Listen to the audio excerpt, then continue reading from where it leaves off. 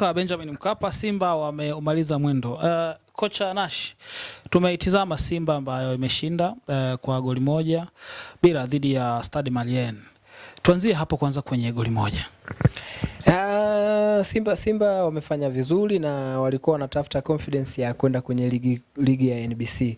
Kwa ukiona hapo unaona kabisa kwamba mchezo wao ulikuwa mzuri na walikuwa wanahitaji hizo pointi, kwa sababu kwa mara ya kwanza kwenye CAF Champions tunaona hajapata matokeo mpaka leo amekuja kupata matokeo. Matokeo yake makubwa ya mechi zilizopita ilikuwa ni sare ya 1-1.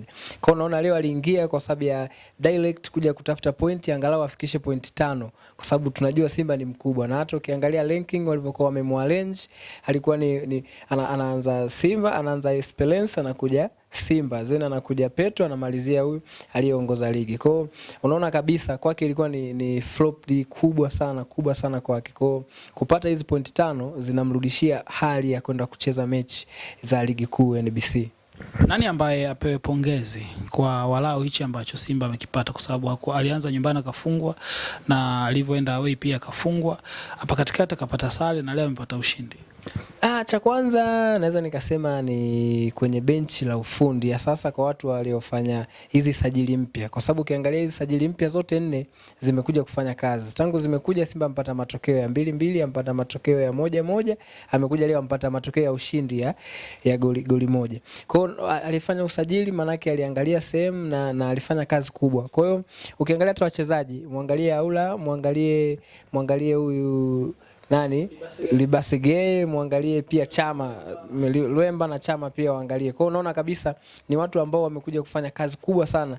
Ukimtoa goalkeeper ambaye anafanya save nyingi sana, ukiangalia ukiachana tu na watu wanaocheza uwanjani, angalia pia save ambazo wanazifanya kipa. Nani ni usajili mpya. Kwa hiyo kikubwa cha kumpongeza ni aliyefanya usajili mpya na walivyofanya maamuzi ya kuamua kuwatoa baadhi ya wachezaji. Tumeangalia mchezaji kama Anset Oula mwenye jezi namba 20 mgongoni, anafunga lakini ni msumbufu pale juu. Tunaweza tukasema pia ni strength ya Simba kwa sasa hapo mbele. Hiyo ni strength kubwa sana, kwa sababu muangalie tu hata kazi yake ya miguu akiwa na mpira. Umeona? Achana kufunga, angalia anavyocheza, angalia anavyokuja nyuma kusupport mpira, angalia anavyokuja kukaba. Hamna mtu ambaye anaweza kana fly sana saizi Simba kama Kibabage. Anasaidiwa sana na huyu mwamba. Muangalie akija anakuja kumsupport. Mkaribia mechi zote akicheza Kibabage na huwa Kibabage anakuwa super sana. Umeona hata mechi ya leo Kibabage kafanya kazi nzuri sana, lakini kwa sababu ya supportive ya Aula anakuja kuchukua mpira, anacheza, na una mtu kama Chama ambaye anarahisisha vitu. Kwa Simba imebadilika. Wana Simba wengi walikuwa wanasema kwamba huenda leo isiwe siku yao ya bahati kutokana na mchezaji kama Libase Guy ambaye anaonekana kuwa na kiwango kizuri sana na ni msumbufu akitokea pembeni, kiungo mshambuliaji huyu. Wewe haikukustua? Haijanishtua, kwa sababu naangalia wachezaji wa Simba saizi ni wengi ambao wote naona kama wanapambania timu. Simuoni mchezaji mvivu. Naona kila mtu anapambana. Ndio maana kocha ukimwona Beka, umeona anapanga vile anavyoona na timu inapata matokeo. Simba tunaweza kusema ina kikosi kipana. Kwa saizi ina kikosi kipana. Sijaangalia ukitoa wachezaji 14 15, sijaangalia Celeste wanaobaki wapoje, lakini angalia kama mtu kama Duchu anakupa wafadhali wa kucheza saizi tofauti na misimu iliyopita. Ukiangalia wameshapata Kibabage, ndio Kapombe yuko on form, lakini kama leo umeona hayupo na bado timu imefanya vizuri. Libase Gwe hayupo na bado timu imefanya vizuri. Kwa naweza nikasema wana timu nzuri. Umeona Soa ametokea bench lakini amekuja kucheza, wakati hapo nyuma walikuwa ndo wachezaji ambao wanategemewa, lakini saizi asilimia kubwa walikuwa wanategemewa hapo nyuma, wote wanaanzia bench na bado wakiingia wanafanya vizuri, hasa backline, hasa sehemu nyingi wanafanya vizuri. Elie Mpanzu anaanza, lakini still nimesikia mashabiki wanalalamika sana, huyu jamaa bana vipi bana. Kwa Elie Mpanzu naweza nikasema anaweza kawa anapokea disturbance kutoka kwa hao wachezaji wapya.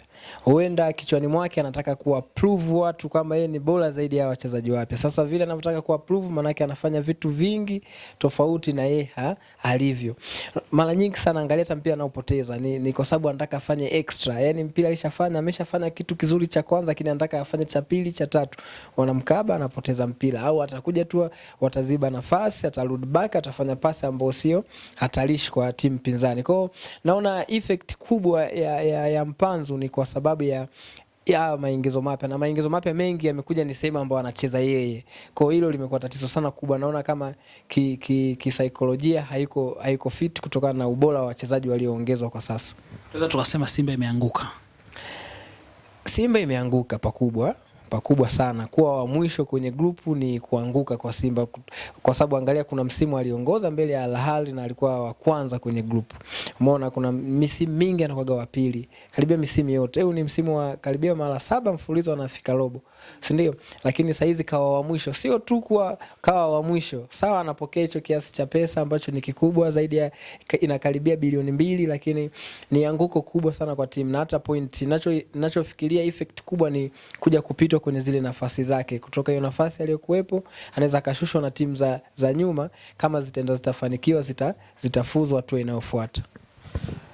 Young Africa kesho yuko kibaruani. Mpaka sasa hivi ana alama 5 ambazo Simba amemaliza nazo mwendo. Kwako unauchukuliaje huo mchezo wa kesho? Mchezo wa kesho utakuwa mgumu sana kwa Yanga, kwa sababu cha kwanza wale Waarabu hawana cha kupoteza.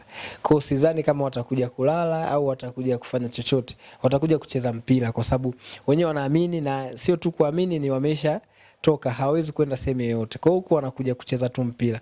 Kwa mechi itakuwa ni ngumu sana, kwa sababu cha kwanza Yanga ni kama mpinzani mkubwa sana wa Simba. Sasa ana pointi 5. Na ukiangalia hizi pointi 5 ambazo tayari Simba kazifikia, kwa maana yake Yanga anachokiwaza kesho ni kumzidi pointi angalau mtani wake apata cha kusemea. Lakini ukiachana na hicho tu, pia angalia kwenye kundi lake. Ni lazima awaombee watu vibaya ili yeye afanikiwe kufuzu kwenda mbele. Sasa kwa mechi itakuwa na tension kubwa kwa wachezaji, watakuwa wanataka washinde magoli mengi. Sasa hiyo inaweza ikawa mbaya kwao, lakini inaweza ikawa na faida. Inategemeana na wao watakavyoamka na watakavyocheza huo mpira. Yanga walianza kwa ushindi na wakaenda away wakapata sare. Michezo miwili alama 4. Ghafla kwenye mchezo wa 6 Yanga inatafuta nafuu ya mtu mwingine afeli. Ni kutokana na ubora pia wa timu walizokuwa wanakutana nazo, lakini pia Yanga sio bora kama ilivyokuwa msimu wa nyuma. Hii misimu miwili ile Yanga Mamelodi, Yanga iliyofika finali ya shirikisho ni tofauti na Yanga saizi. Kuna vitu vimepungua. Unaona performance ya wachezaji naona imepungua, iko down kidogo tofauti na nyuma.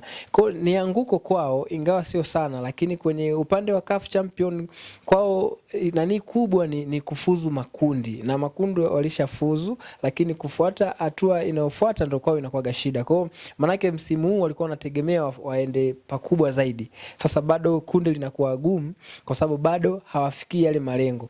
Na kinachofanya hivyo ni kwa sababu mpaka apate matokeo kesho ndo tujue. Akikosa matokeo kesho ameshatoka direct, lakini akipata matokeo anaweza kafanikiwa, lakini hawezi kufanikiwa tu mpaka kuwaombea wale wanaocheza wengine wapinzani wao wafanye vibaya kwenye mechi zao.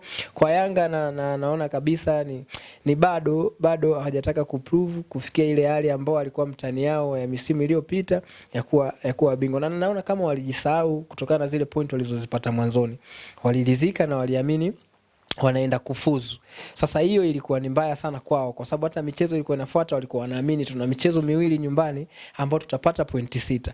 Lakini kumbe hiyo michezo ya pointi 6 ndio imekuja kuangukia vibaya na wamepata pointi 1, wanakuwa na pointi 5. Hawaelewi wafanye nini kwa kesho. Kwa hiyo kesho itakuwa mechi ngumu sana, na itakuwa ni mechi ambayo ni nzuri kwa Waarabu, lakini ni ngumu sana na yenye pressure kwa Young Africans.